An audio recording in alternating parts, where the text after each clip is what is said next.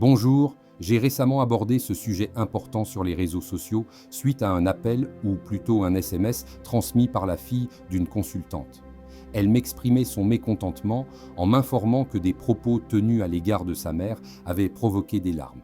Consulter un voyant ou un médium signifie accepter que ce qui va être communiqué n'est pas une vérité absolue, mais plutôt une information à prendre en réserve.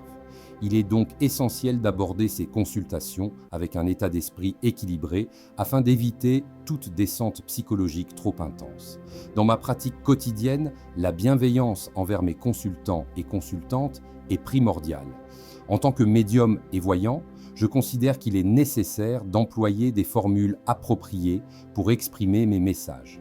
Les personnes viennent en quête de vérité, même si elles attendent parfois des réponses édulcorées ou encourageantes. Par exemple, la mère de la jeune femme qui m'a contacté a expressément demandé que je lui expose toute la vérité, sans retenue.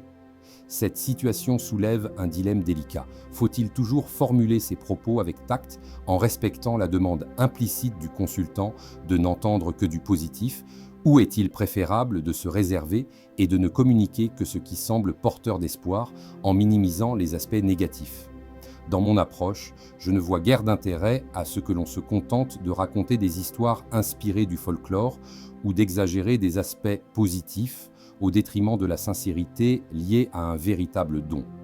Je tiens à préciser à mes futurs consultants que, dès leur entrée dans mon cabinet, ma bienveillance est acquise. Je ne porte aucun jugement sur leur apparence ou leur personnalité. Cependant, mon objectif reste de délivrer la vérité pure, sans artifice ni embellissement inutile. Certes, certains choisiront de détourner mon rôle en racontant des récits fantaisistes, mais après près de 35 ans de pratique, je ne peux tolérer de transformer mes consultations en de simples séances gratuites destinées à ouvrir un cabinet pour raconter des histoires.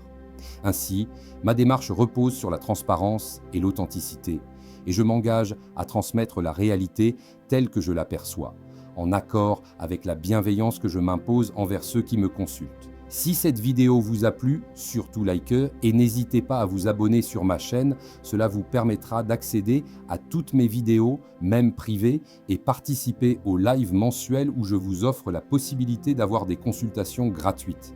À très bientôt, c'était Stéphane. Bienveillance à vous